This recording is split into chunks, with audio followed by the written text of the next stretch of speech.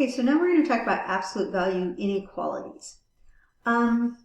So think, just a quick review. If you have the absolute value of 5, it's 5. If you have the absolute value of negative 5, it's 5. Okay, so let's say you have the absolute value of x equals 5. Now we did those equations in another section. That would mean x could be 5 or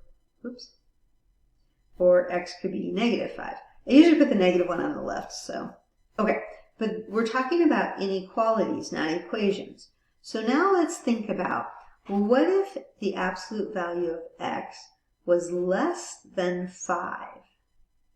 Okay, so think about a number line. And here's 0, and here's 5. Here's 5. And you're talking about all the numbers less than 5, right? Like 1 is less than 5, and 0 is less than 5, and negative 1 is less than 5.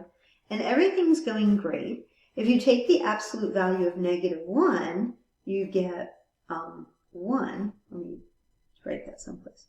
The absolute value of negative 1 is less than 5, because this would be 1, and 1's less than 5. But what happens if you get to negative 5? Well, what's the absolute value of negative 5? Is that less than 5? No, it's equal to 5, but it's not less than, right? And what happens if you go to negative 6?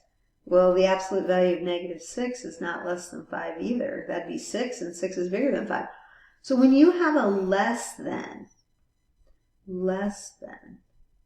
there's like a cutoff. It's going to be a between situation. In this case, 5. Okay, so x is between 5 and negative 5.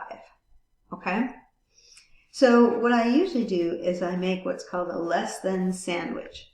I say if absolute value of x is less than 5, then I'm going to take my x and I'm going to put it between the positive and the negative case. And then I solve if I need to solve. But in this case, x is already by itself. Okay, that's the less than case. What if you have greater than?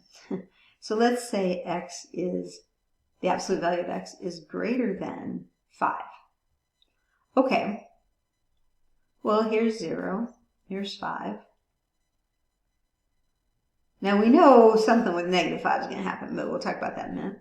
If it's greater than 5, well then 6, 7, 8, on to infinity, all of those numbers, you take the absolute value of them, they're all greater than 5. But what happens in the negative case? Well, we already did a little bit of this. If you take the absolute value of negative 6, is that greater than 5? Yeah, because 6 is greater than 5. What about negative 100? If you took the absolute value of negative 100, is that bigger than 5? Yeah, because 100 is bigger than 5. So we want like all these numbers going off in the other direction. Okay? So you get kind of this divergent thing going. The positive ones, they just keep getting bigger and bigger. But the negative ones are actually getting smaller and smaller.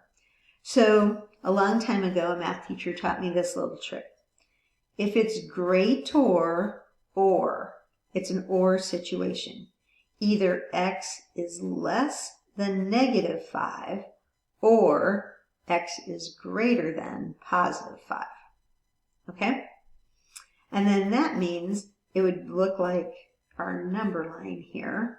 And the interval would be from negative infinity to negative 5, union 5 to infinity. Okay? So less than, sandwich it in between. Greater or, you have one going one way and the other going the other way. Now there's a couple of unique cases. Let's say you have the absolute value of x is less than negative 2. Nope, that's never going to happen. Because your absolute value is always going to be positive, right? So no solution here. Let's say you have the absolute value of x is greater than negative 2. Yeah, that's going to be all real numbers. Now, I don't know that you're going to see anything like that, but just, if you take the absolute value of any number, it's going to be bigger than a negative number. Okay. So describe all values x within a distance of 4 from the number 5. Okay, so here you are on the number line. Here's 5. And it says your x values have to be within 4 units. Okay, so you could be 1, 2, 3, 4 this way, or you could be 1, 2, 3, 4 that way. Oops. 5. What's 5 minus 4? 1. And so that's going to be the range then. These are going to be all the numbers within a distance of 4. I guess we're including the 1 and the none. Within a distance of 4. All those numbers in between. So we're saying the absolute value of x minus 5 has to be less than 4.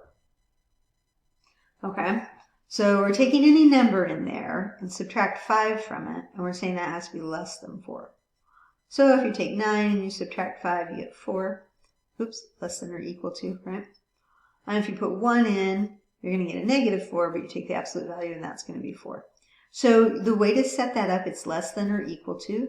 You're putting the x minus 5 in between 4 and negative 4. Now my examples above, they were all just less than and greater than, but you can have the equal to part.